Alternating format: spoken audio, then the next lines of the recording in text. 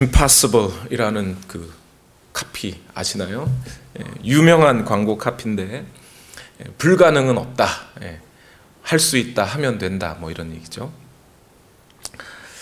그런데 이 말이 사실은 거짓말인 것 같습니다.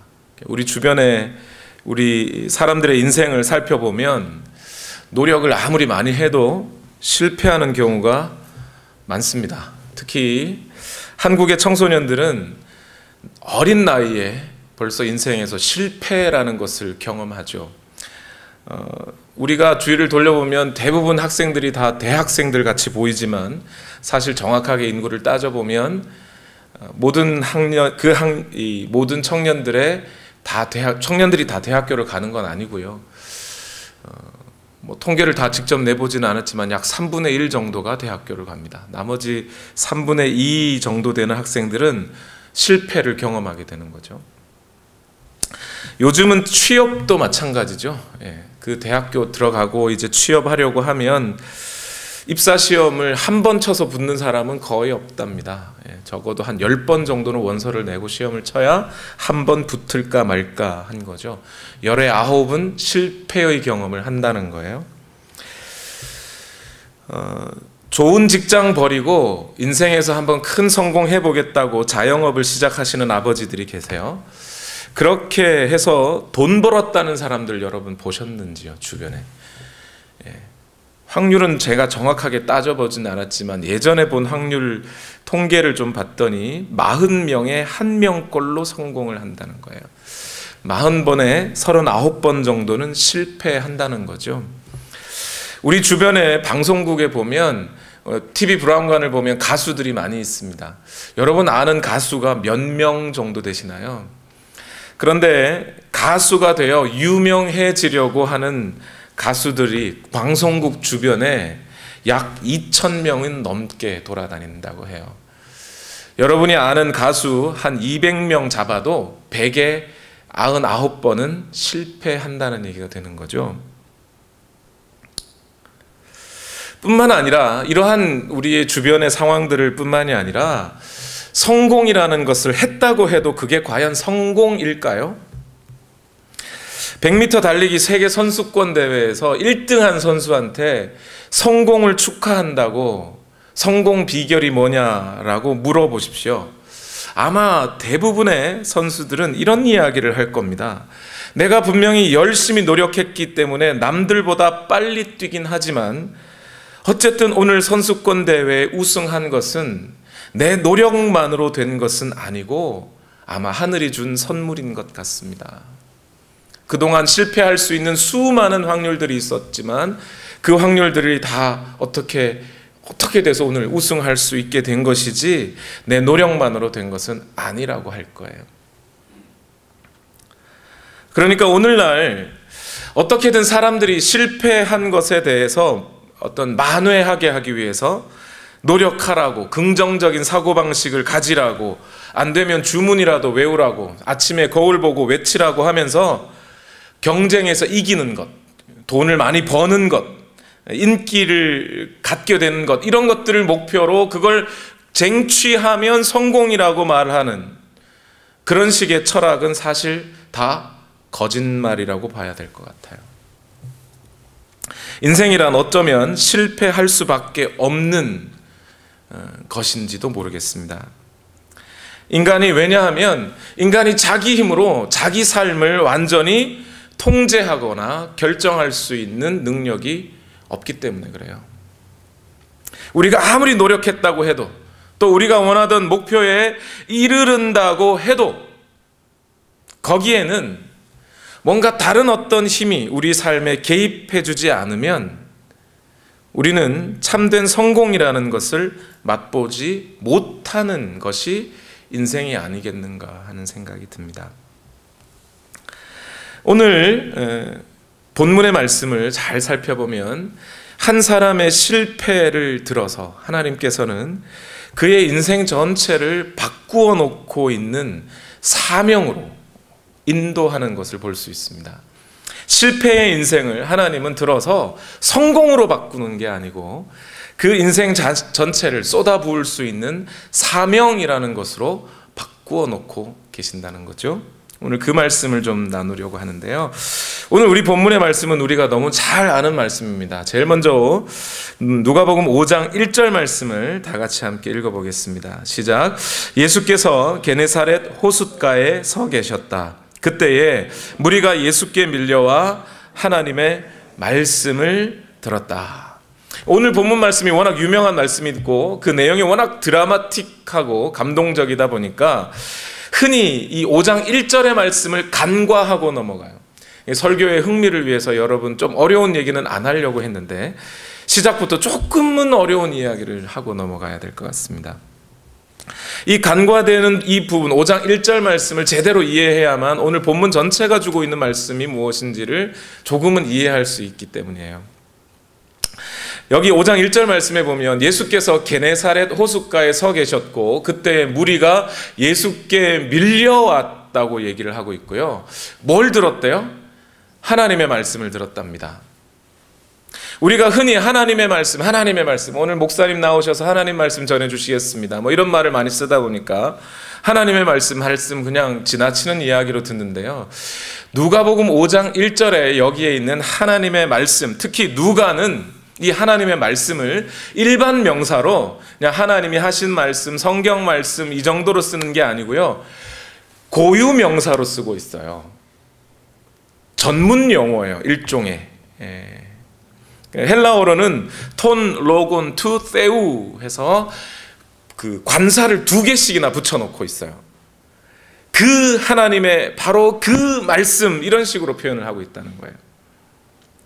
이 말씀을 좀 풀어보면 하나님의 말씀, 하나님이 전해주신 말씀, 하나님으로부터 나온 말씀 이런 뜻이 되죠. 그 말씀을 누가 하셨다는 거예요? 예수님이 하셨다 이렇게 표현을 하고 있는 겁니다. 그래서 예수님은 하나님으로부터 온 말씀을 전하는 진리의 근원이 되시는 분이다 뭐 이런 표현이 될 수 있습니다. 일단 누가복음 5장 1절에요. 그런데 누가는 이 하나님의 말씀이라는 단어를 오늘 5장 1절을 읽기 이전부터 1장에서 4장 사이에도 얼마든지 쓸 수 있었어요.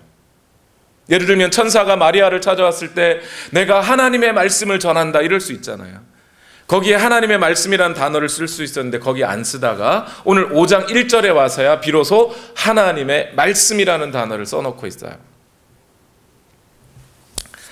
그 이유들을 쭉 찾아가 보면 좀 의미 있는 우리가 진리들을 발견하게 되는데요. 먼저 누가복음 8장 10절과 11절에 누가가 이 하나님의 말씀이라는 단어를 어떻게 쓰고 있는지를 살펴보면요. 같이 읽어보겠습니다. 시작. 예수께서 대답하셨다. 너희에게는 하나님 나라의 비밀을 아는 것을 허락해 주셨다. 그러나 다른 사람들에게는 비유로 말하였으니 그것은 그들이 보아도 보지 못하고 들어도 깨닫지 못하게 하려는 것이다. 그 비유의 뜻은 이러하다. 씨는 하나님의 말씀이다. 이렇게 얘기하고 있죠. 이 본문이 어느 본문인지 아시겠죠? 씨 뿌리는 사람의 비유에 대한 말씀이에요. 뭐 가시떨기에 또는 옥토밭에 뭐 돌짝밭에 떨어졌다 뭐 이런 얘기를 하는데 거기 씨 뿌리는 씨가 뭐라고요? 하나님의 말씀이다라고 고유명사를 쓰고 있다고요. 하나님의 말씀이 사람의 마음에 심겨져야만 생명의 결실을 맺을 수 있다. 다른 어떤 것도 아니라 오직 하나님의 말씀이 이런 뜻이 되는 거죠. 누가복음 8장 21절로 가죠.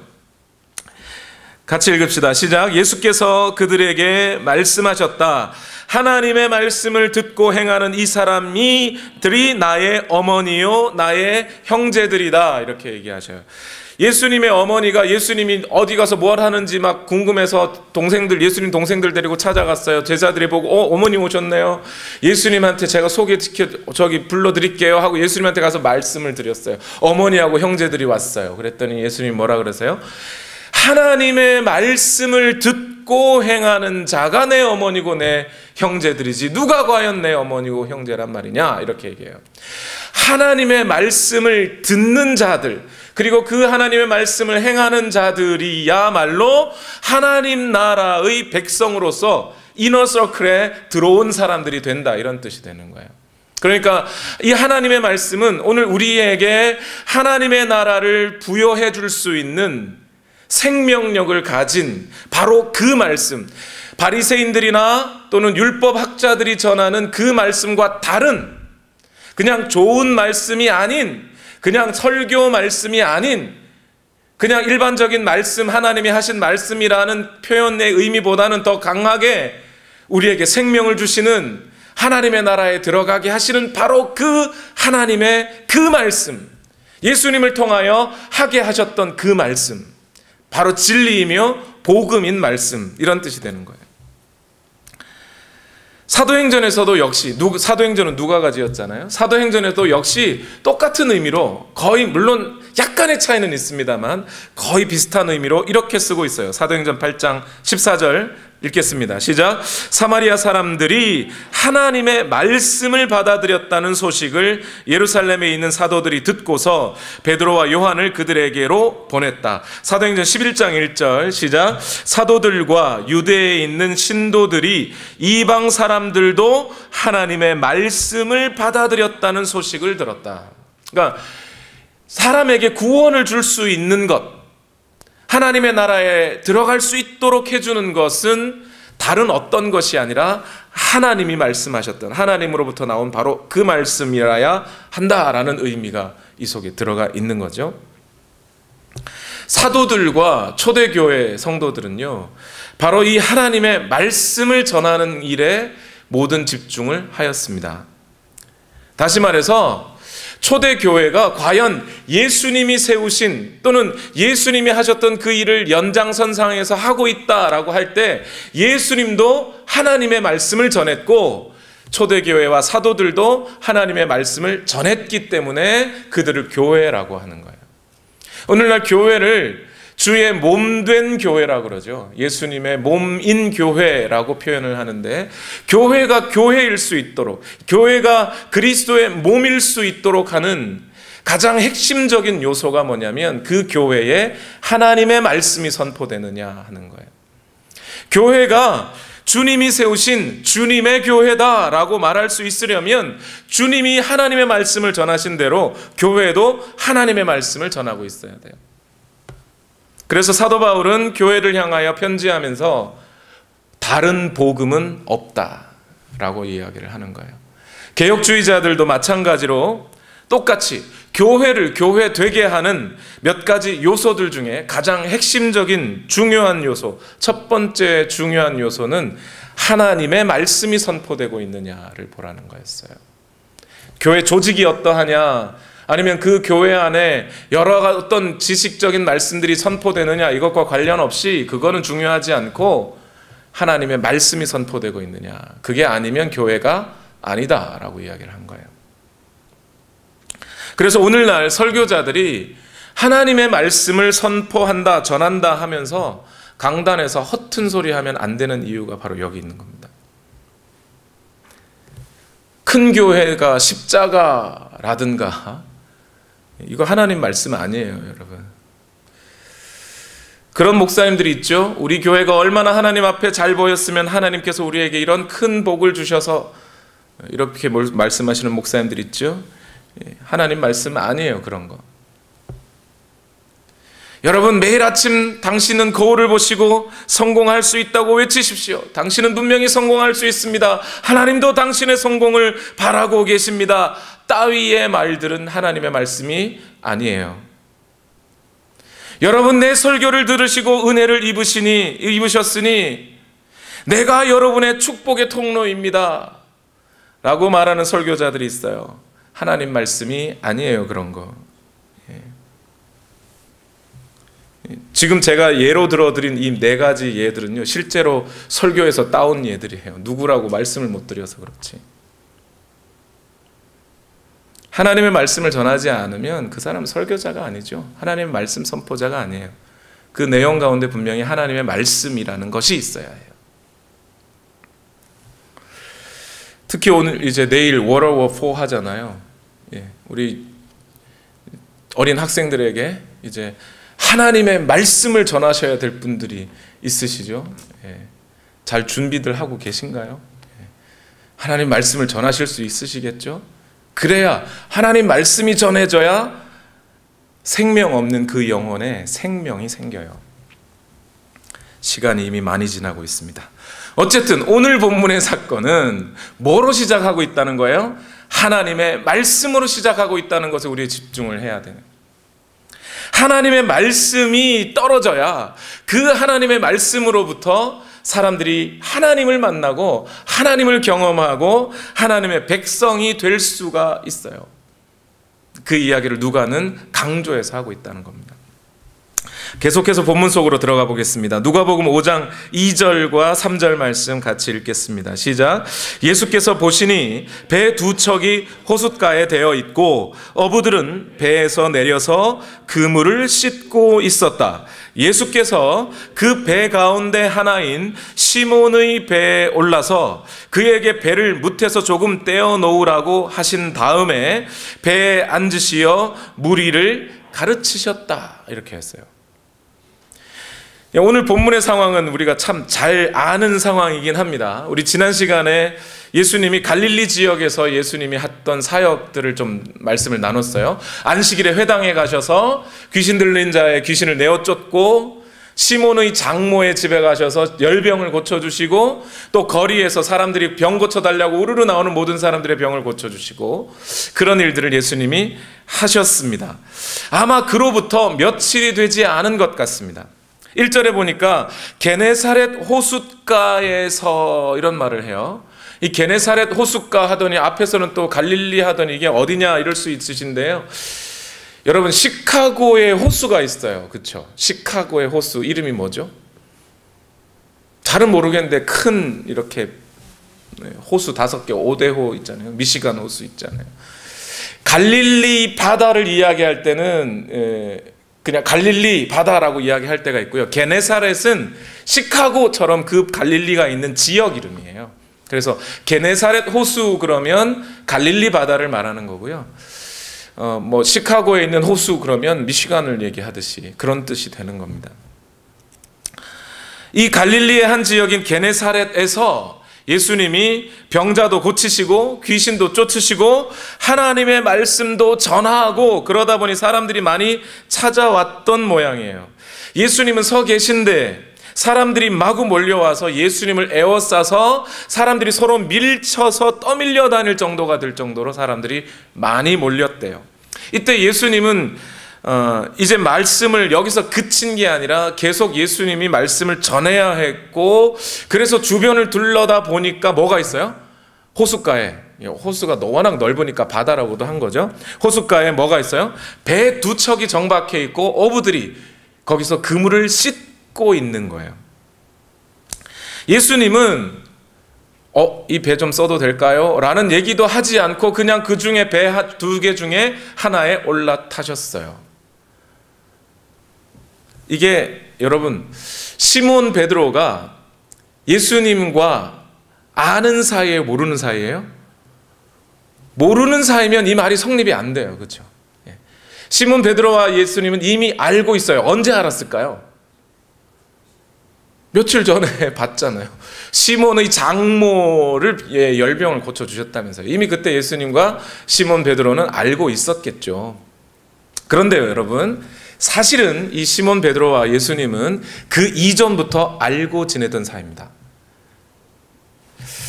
이렇게 얘기를 하면 여러분 갸우뚱하실 수 있어요. 오늘 보면 예수님 여기서 참 베드로를 처음 만난 거 아니야? 아닙니다. 예수님은 이미 그 전부터 베드로를 만나셨어요. 성경에 보면 예수님이 베드로를 부르는 장면들이 몇 개가 있어요. 마태복음에도 있고 마가복음에도 있고 누가복음에도 있고요. 요한복음에도 있습니다. 사복음서 전체가 다 있어요. 그런데 우리가 얼핏 읽다 보니까 이 사복음서 전체 가운데 요 부분은 요거 얘기하는 거구나 하면서 전체를 한 사건으로 인식하게 되는 실수를 범해요. 사실은 이 베드로의 인생 전체를 따져보면 예수님이 베드로를 부르신 사건은 모두 3번 있었습니다. 잘 보세요. 마태복음 4장 18절과 19절을 한번 읽어보죠. 시작. 갈릴리 해변에 다니시다가 두 형제 곧 베드로라 하는 시몬과 그의 형제 안드레가 바다에 그물을 던지는 것을 보시니 그들은 어부라 말씀하시되 나를 따라오라 내가 너희를 사람을 낚는 어부가 되게 하리라 하시니. 마가복음 1장 16절과 17절 같이 읽겠습니다. 시작. 바닷가를 지나가시다가 시몬과 그의 동생 안드레가 바다에서 그물을 던지고 있는 것을 보셨다. 그들은 어부였다. 예수께서 그들에게 말씀하셨다. 나를 따라오너라 내가 너희를 사람을 낚는 어부가 되게 하겠다. 여러분, 마태복음과 마가복음은 이미 기록 내용 자체도 거의 비슷하죠. 그리고 예수님이 베드로와 그 형제 안드레를 부르실 때 그들은 뭐 하고 있었다고요? 고기 잡고 있었다 그랬어요. 그죠? 잘 기억하세요? 마태복음 4장과 마가복음 1장에 기록되어 있는 이 기록은 한 사건이에요. 예수님이 처음 베드로와 안드레를 부를 때의 사건이에요. 그런데 오늘 누가복음 5장에 보니까 예수님이 다시 이 베드로에게 찾아오셨을 때 베드로 뭐 하고 있었어요? 금을 던지고 있었던 게 아니고 금을 씻고 있었다고요. 세팅 자체가 달라요. 그러니까 금을 던지고 어부 일들을 하고 있었다라고 하는 건 마태 마가의 기록이고, 누가의 기록에는 우리가 이미 익히 알고 있듯이 밤새도록 금을 던졌고 실패해서 그물을 씻고 있을 때 예수님이 찾아오셨다는 거예요. 그러니까 마태 마가의 사건과 누가의 사건은 전혀 다른 사건인 거죠. 어떤 게 먼저 있었냐? 마태 마가 사건이 먼저 있었던 것 같아요. 예. 그리고 그때의 사건에 대해서 요한복음 1장 40절과 42절은 약간 다른 각도에서 이렇게 이야기를 합니다. 같이 읽겠습니다. 요한복음 1장 40절에서 42절 시작. 요한의 말을 듣고 예수를 따르는 두 사람 중에 하나는 시몬 베드로의 형제 안드레라. 그가 먼저 자기의 형제 시몬을 찾아 말하되 우리가 메시아를 만났다 하고, 메시아는 번역하면 그리스도라. 데리고 예수께로 오니 예수께서 보시고 이르시되 내가 요한의 아들 시몬이니 장차 게바라 하리라 하시니라. 게바는 번역하면 베드로다. 가로 안에 있는 말이 좀 달랐네요. 그죠? 여러분, 고기 잡던 두 형제를 예수님이 만나 주시면서 하셨던 말씀이 이렇다는 거예요. 베드로야, 너 이제 게바라고 할 거야. 요한의 아들 시몬이구나. 너는 앞으로 베드로라고 불릴 거야. 라고 이야기를 했다는 거예요. 이게 처음 만났을 때, 마태, 마가, 요한복음 1장은 지금 처음 만났을 당시의 사건을 이렇게 기록하고 있는 거예요.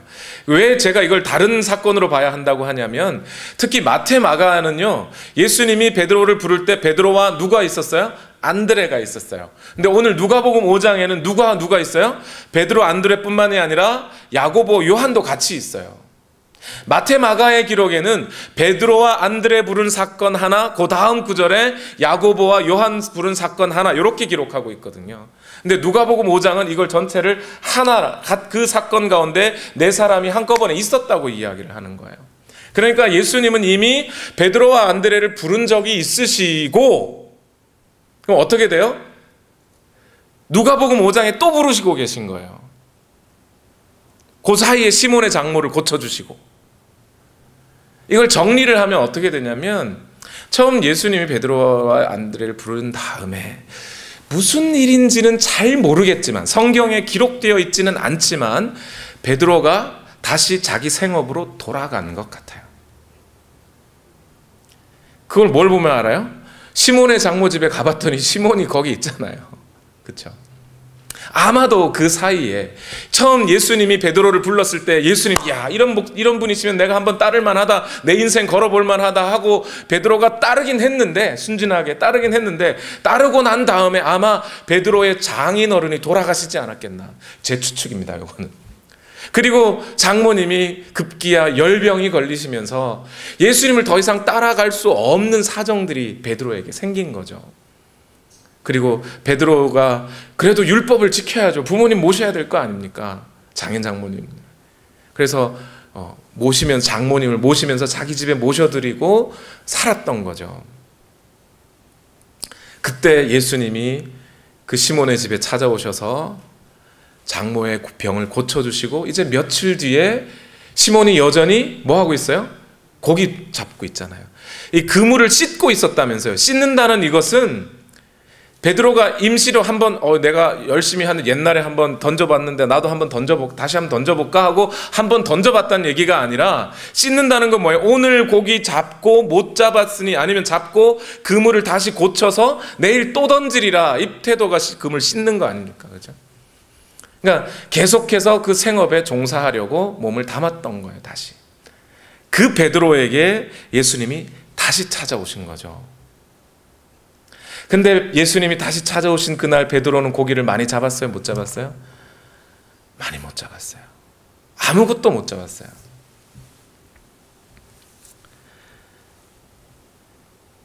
그래서 오늘 베드로가 그물을 씻고 있는 그 사이에 예수님이 무리들과 함께 밀려 이 사람 4명이 앉아있는 이 호숫가로 오신 거죠. 예수님이.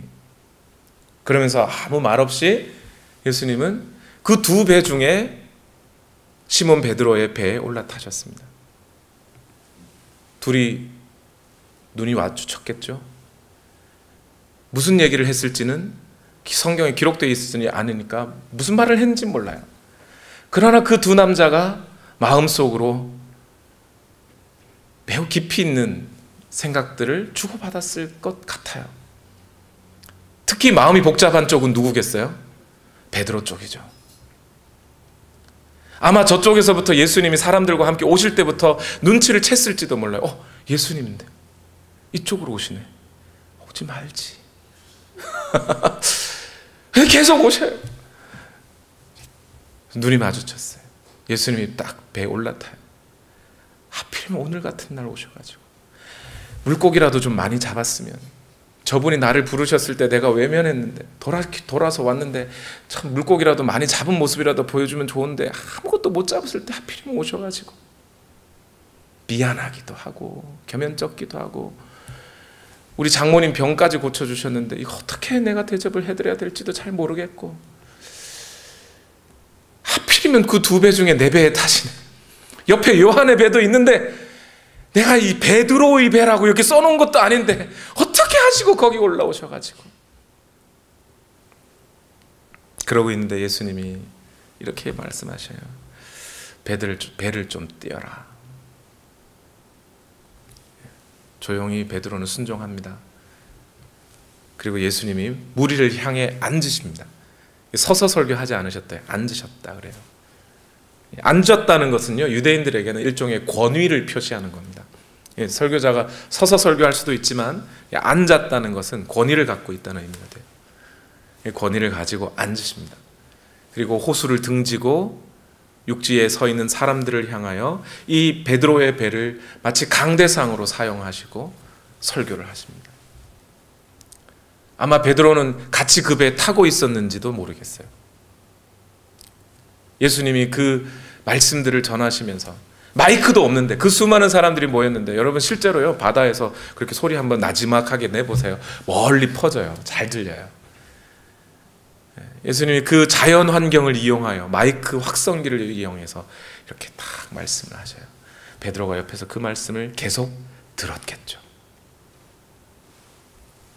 그러면서 베드로의 마음이, 베드로의 생각이 조금씩 그 말씀에 사로잡히기 시작합니다. 예수님은 말씀이 끝나자 뭔가 작정이라도 하신 듯이 베드로에게 뭔가를 지시하십니다. 누가복음 5장 4절에서 7절 말씀 다 같이 읽어볼게요. 시작. 예수님께서 말씀을 그치시고 시몬에게 말씀하셨다. 깊은 데로 나가 그물을 내려서 고기를 잡아라. 시몬이 대답하였다. 선생님, 우리가 밤새도록 애를 썼으나 아무것도 잡지 못했습니다. 그러나 선생님의 말씀을 따라 그물을 내리겠습니다. 그런 다음에 그대로 하니 많은 고깃대가 걸려들어서 그물이 찢어질 지경이었다. 그래서 그들은 다른 배에 있는 동료들에게 손짓하여 와서 자기들을 도와달라고 하였다. 그들이 와서 고기를 2배에 가득히 채우니 배가 가라앉을 지경이 되었다. 여기 예수님의 명령은 2마디로 되어 있어요. 깊은 데로 가라, 그리고 그물을 내려라. 2가지로 되어 있어요. 그런데 우리말에는 크게 구분이 없지만 헬라어에는 크게 구분이 되어 있는데 뭐가 되어 있냐면 깊은 데로 가라는 단수예요. 2인칭 단수. 너는 깊은 데로 가라. 그 다음에 그물을 내려라는 2인칭 복수로 되어 있어요. 너희는 고기를 잡아라. 이렇게 되어 있는 거예요. 이게 무슨 뜻이겠어요? 아마 그 4명의 어부들 가운데 베드로가 리더였던 것 같아요. 그래서 베드로야, 저 깊은 데로 가봐. 그리고 거기에서 너희가 같이 가서 그물을 내려야 해 라고 이야기를 했던 거죠. 이 명령에 대해서 베드로는 2가지 마음이 오늘 본문에 따르면 생겼다는 거예요. 첫 번째는 뭐냐면 주여 애를 많이 썼으나의 마음이에요. 애를 많이 썼으나 어땠다는 거예요? 아무것도 못 잡았습니다. 밤새도록 애를 많이 썼으나, 이 말은 뭐예요? 정직하게 자기의 실패를 시인하는 거예요. 해봤는데 갈릴리 어부로서 베테랑인 베드로가 밤새 한 마리도 잡지 못했다는 거예요. 애를 써봤지만, 노력해봤지만, 수단과 방법을 다 동원해봤지만 실패하였습니다. 이 마음이 어떨까요? 이 말을 하고 있는 베드로는 이 말 하기가 쉬웠을까요, 여러분? 밤새도록 고기 한 마리 못 잡은 어부의 심정이, 이 심정이 어떨까? 제가 제 경험과 이제 비교해서 대충 이랬던 것 같지 않을까? 아니, 저보다는 좀 심했겠지만, 제가 이제 결혼하기 전 또 결혼하고 나서 얼마 안 될 때까지 이제 했으니까 돈을 벌어야 되잖아요. 그래서 학원에 강사를 뛰었어요. 근데 젊은 총각이라서 그런 건지, 제가 너무 순진해 보여서 그런 건지 학원 원장님이 월급을 안 줘요. 오늘이 월급이면 오늘 안 주고 일주일 뒤에 줘요. 한 달 뒤에 가면 2주 뒤에 주고요. 2달 뒤에 가면 3주 뒤에 주셔요. 그러다 보니까 조금 지나면 어떻게 돼요? 한 달치 월급이 밀리죠. 그렇게 해서 제 기억으로 3달치 월급을 못 받았어요. 결혼을 하고 얼마 안 돼서 이제 학원에 출근을 하고 가는데 마음의 속으로 오늘은 월급 받아와야 되는데, 그러고 갔다가 원장님 월급을 안 주세요. 그래서 돌아오는 제 마음이 어땠을까요? 그때 애들은 없었지만, 가장으로서 뭔가 정말 번듯하지 못한 그 마음을, 아마 베드로의 마음은 그보다 좀 더 심하지 않았을까. 베테랑인데 밤새 어부로서 그물을 내렸는데 한 마리도 건지지 못했습니다. 자신의 실패를 인정하는 거예요. 이것뿐인가요? 베드로는 예수님이 한번 불러주셨는데 그 부름에 응답하고 나섰는데 급기야 다시 그 부르심에 실패해서 자기 생업으로 돌아가지 않았습니까? 예수님을 실망시켜드렸다는 미안감, 이런 미안함, 이런 어떤 자신의 인생에서 실패했다는 두려움, 이런 마음들이 더해져서 심히 괴로워서 실패를 인정한다는 것이 정말 힘들었을 거예요.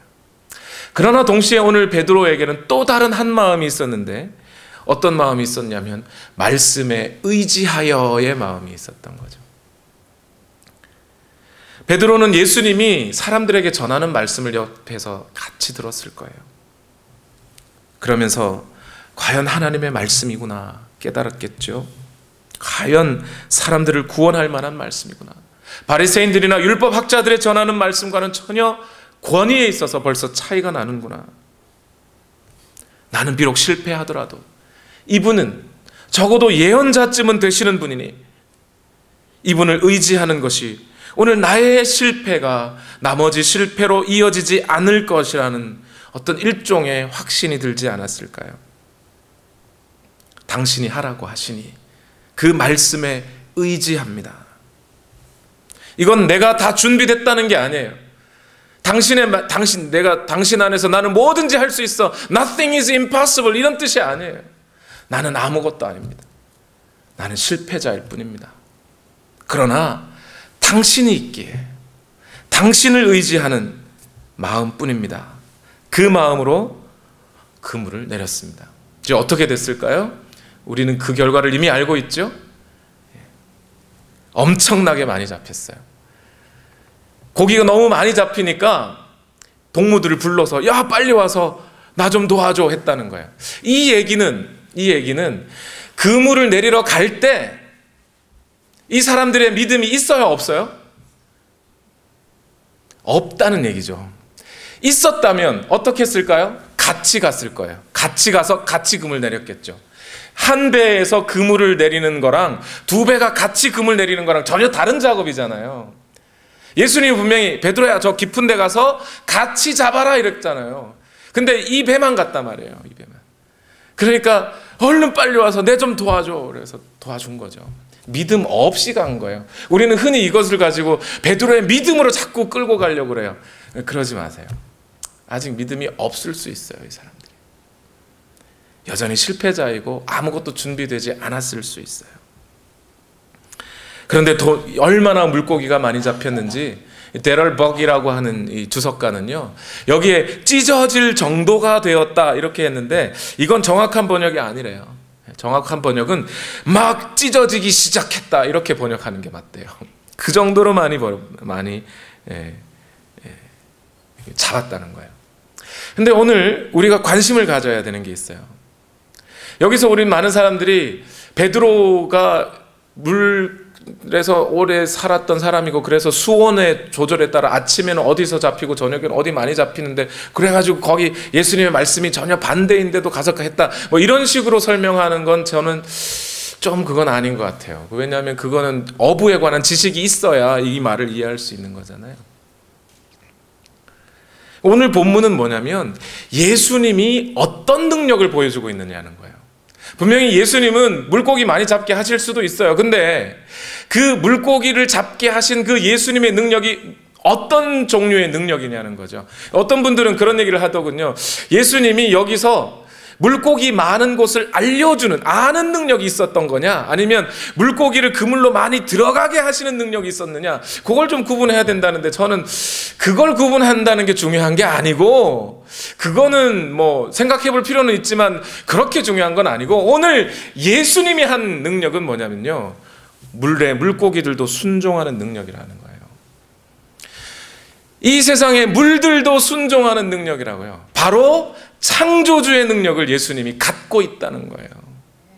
그 창조주의 능력을 예수 그리스도도 갖고 계시면서 그것을 그 창조주의 능력으로서 물을 막 뒤집어 엎거나 물고기가 물 밖으로 나오게 하거나 뭐 이렇게 한 것이 아니라 그 물에 잡히도록 하신 거죠.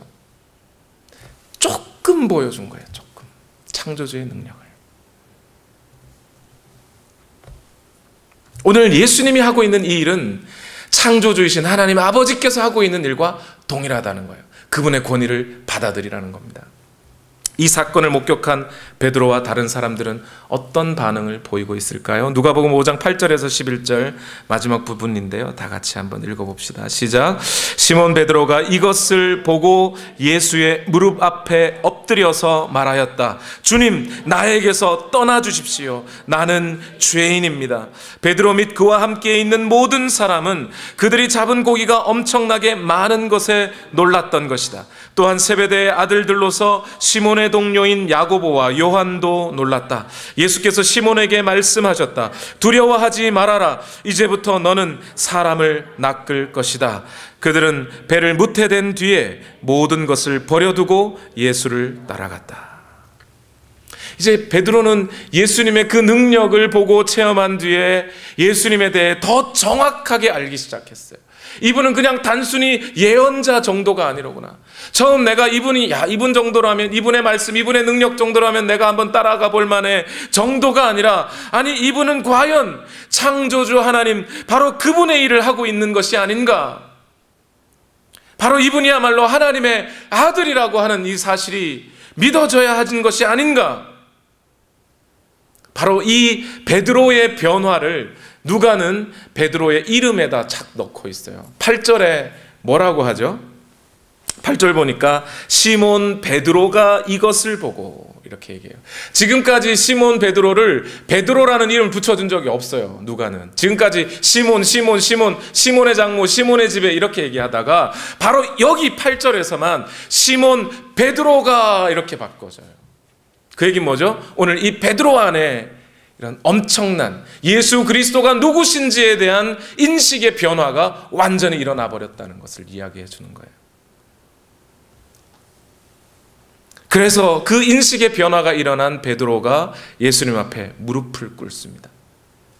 주여, 나는 죄인입니다. 나를 떠나 주십시오. 이 고백이 엄청난 고백이에요, 여러분. 먼저 여기 죄인이라는 말을 보세요. 예수님이 예언자라면 나는요, 그 예언의 말씀을 듣는 하나님의 백성이면 돼요. 그렇죠? 예수님이 선생님이라면 나는 제자면 돼요. 근데 예수님이 창조주 하나님이라면 그럼 난 누가 될까요? 내가 그분 앞에 한 일은, 내가 그분 앞에 대한 나는 뭐가 되는 거예요?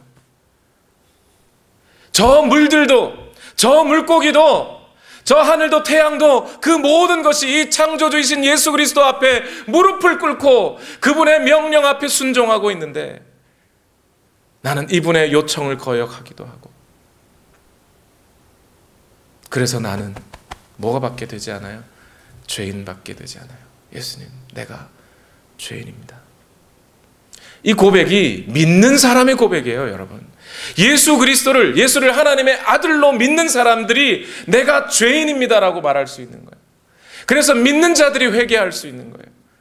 그분을 하나님의 아들로 믿지 않으면 회개는 나오지 않아요. 두 번째, 예수님, 이 베드로는 뭐라 그러죠? 나를 떠나 주십시오 그래요. 베드로가 여전히 자기 자신을 어부로 인식하고 있다면, 자신의 아이덴티티를 어부라고 인식하고 있었다면 예수님한테 뭐라 그래야 되죠? 예수님, 떠나주세요 그래야 돼요? 같이 있읍시다. 예수님, 금을 던지라는 쪽쪽 제가 던질 테니 우리 한번 떼부자 돼봅시다 해야 되지 않겠어요? 그러나 베드로는 예수님, 떠나주십시오. 나는 죄인입니다. 왜 그런 거죠? 베드로는 두려운 거예요. 나 같은 죄인 때문에, 내 인생에서 실패한 나, 이러한 내가 당신에게 오점이 될지 모릅니다. 내가 당신을 따라다닌다는 사람이 된다는 것이 두렵습니다. 이 베드로에게 예수님이 말씀하셔요. 뭐라고요? 두려워하지 마라. 두려워하지 마라. 이 말 어디서 많이 들어본 것 같지 않나요? 천사가 마리아에게 나타났을 때 마리아가 두려워하자 천사가 뭐라 그래요? 두려워하지 마라. 그 음성 그대로 오늘 예수님은 베드로에게 두려워하지 마라고 하고 계셔요. 예수님은 겸손하게 실패를 인정하고 창조주 앞에 한낱 아무 힘없는 죄인이라는 사실을 인정하는 자에게 책망하지 않고 도리어 가까이 오시는 분이세요. 그 능력의 손을 내미시고 나와 함께하자, 두려워하지 마라 말씀하시는 분이에요. 실패한 사람을 물리치지 않으세요. 이어서 예수님은 물리치지 않을 뿐만 아니라 그에게 사명이라는 것을 주셔요. 물고기 잡이에 실패한 베드로에게, 그것으로 어떻게 살아가 보려고 하는 베드로에게 주어지는 새로운 사명, 그것은 뭐냐면 고기 잡는 어부가 아니라 사람을 낚는 어부가 되라는 거예요. 저는 여기에서 좀 사람을 낚는 어부라는 이 표현을 조금은 바꿔야 한다고 좀 생각을 해요. 너무 좀 파괴적이에요. 사람을 낚는다. 내가 너 건진다. 내가 마치 보험 설계사처럼 내가 몇 명의 고객을 모을까, 뭐 이런 쪽으로 자꾸 집중하게 돼요. 저는 이것이 사람을 낚는 어부라기보다는 사람들의 어부라는 말로 좀 바꿔야 될 것 같아요. 사람들을 위한 어부라는 말로요. 왜냐하면요, 여기에 쓰여진 동사 조그레오, 그러니까 그물을, 사람들을 낚다 할 때 이 조그레오라는 단어가 있는데요. 이 조그레오라고 하는 이 단어는요, 잡아서 죽이는 걸 말하는 게 아니에요. 산채로 건져내다 또는 건져내어 살리다의 뜻이 거기 있어요. 구약 성경에 이 조그레오에 해당하는, 다 용례를 들어드릴 수 없지만 거의 대부분의 단어들이 살려내는 걸 말해요. 조그레오라는 단어는요. 디모데후서에도 똑같은 이야기가 있어요. 살려내는 거예요. 지금 예수님은 베드로야, 베드로가 실패했던 고기 낚는 그 일 대신 예수님이 새로운 사명을 어부에게 주고 있는데, 그것은 사람들을 살려내는 일을 하라는 거예요.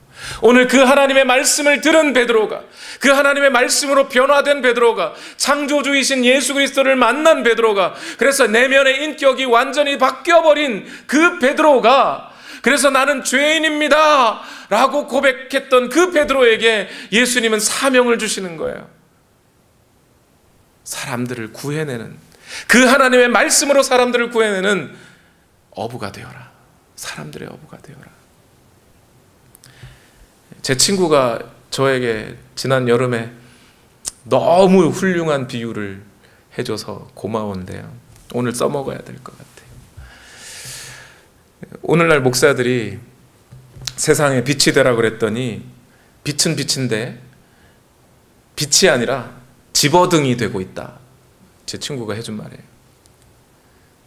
무슨 얘기냐면, 집어등이 뭔지 아시죠? 오징어잡이 배에 불을 환히 켜놓잖아요. 그 불들을 집어등이라 그래요. 물고기 모으는 불, 집어등이라 그래요. 근데 그 물고기들이 그 집어등이 빛인 줄 알고 나와요. 오징어가 나와서 어떻게 돼요? 죽어요. 오늘날 목사들이 빛이 되라 그랬더니, 어둠에 있는 자들이 나와서 살려내는 빛이 되라 그랬더니 사람들 긁어 모아서 죽여버리고 있지 않느냐? 하나님의 말씀, 생명의 말씀을 전하지 않다 보니 빛이 아니라 집어등이 되어버리고 있는 거 아니냐? 정신 우리 똑바로 차리자 그러더라고요. 크게 회개했던 말씀이에요. 여러분, 오늘 저와 여러분에게 예수님은 이 사명을 주시는 거예요. 사람 살리는 어부가 되라. 한번 실패했던 베드로에게 새로운 사명이 부여되고 있는 거죠. 말씀을 마무리하겠습니다. 오늘 우리 인생을 살아가면서 적어도 저와 여러분 한번 실패라는 것을 경험해 본 적이 있으실 겁니다. 낙담이라는 것이 실패를 통해 찾아오기도 합니다. 하나님은 우리의 실패를 이용하여 결국 하나님의 사명을 부여해 주십니다. 하나님은 누구를 쓰시나요? 나 할 수 있어, 뭐든지 할 수 있어, Nothing is impossible 이라고 말하는 사람을 쓰지 않으십니다. 도망간 베드로 다시 부르러 가시고 갈릴리 바다까지 또 쫓아오셔서 멋들어진 연극까지 하시며 그를 부르십니다. 예수님이 부활하시고 난 다음에도 베드로는 또다시 생업으로 돌아가죠. 그때 요한복음에 보니 예수님이 또 찾아가십니다. 그런 거예요. 오늘 우리의 인생이 그런 겁니다. 오늘 우리의 구원은 이런 방식으로 받게 돼 있어요. 우리가 어떻게 잘나서, 우리가 능력이 있어서 주님이 나도 써주시겠구나가 아니라, 내 달란트 있으시니 주여 내 달란트 써주십시오가 아니라, 나 아무것도 없습니다, 당신밖에는 없습니다, 당신에게만 의지합니다, 나 할 수 있는 만큼 해봤습니다, 애써봤습니다, 근데 그것으로는 안 되더군요. 정직하게 나의 실패를 인정하고 하나님 앞에 나오는 자에게 하나님은 그를 들어 사용하셔 새 사명을 부여하신다는 거예요. 그리고 이제 베드로와 그 친구들은 자신의 모든 인생이 바뀌어버립니다. 사람을 낚는 어부가 되어버렸습니다. 이제 여러분, 하나님은 오늘 여러분을 찾기로 작정하신 이상, 여러분이 지구 끝까지 가시더라도 그 창조주 하나님은 그 지구 끝까지라도 쫓아가서 여러분을 구원해내실 겁니다. 가능하다면 속히 거부하지 마시고 빨리 그 주님의 사명을 받아들이시기 바랍니다. 기도하시겠습니다. 우리 시간 다 같이 함께 기도하십시다. 내가 주인 삼은 모든 것 내려놓고 내 주 되신 주 앞에 나가 내가 사랑했던 모든 것 내려놓고 주님만 사랑해. 오늘 우리를 부르시는 그 예수 그리스도의 음성을 기대하시고 오늘 우리에게 부여하실 그 새로운 사명들을 기대하시며 아무것도 아닌 나를 정직하게 우리 주 하나님 앞에 내려놓고 우리 찬양을 드리십시다. 내가 주인 삼은 모든 것 내려놓고 내가 주인 삼은 모든 것 내려놓고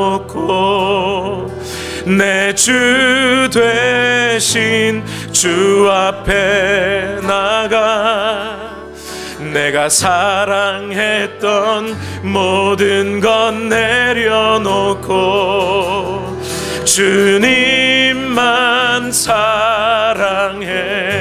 내가 주인 삼은 모든 것 내려놓고 모든 것 내려놓고 내 주 되신 주 앞에 나가 내가 사랑했던 모든 것 내려놓고 모든 것 내려놓고 주님만 사랑해. 사랑해. 주 사랑 주 사랑 거친 풍랑에도 깊은 바다처럼 나를 잠잠케 해. 주 사랑 내 영혼의 반석 그 사랑 위에서 주 사랑 주 사랑 주 사랑 거친 풍랑에도 깊은 바다처럼 나를 잠잠케 해. 주 사랑 내 영혼의 반석 그 사랑 위에 우리 다시 한번 진실한 마음으로 고백합시다. 내가 주인 삼은 모든 것 내려놓고 모든 것 내려놓고 내 주 되신 주 앞에 나가 주 앞에 나가 내가 사랑했던 모든 것 내려놓고 주님만 사랑해. 내가 주인 삼은 모든 것 내려놓고 주인 삼은 모든 것 내려놓고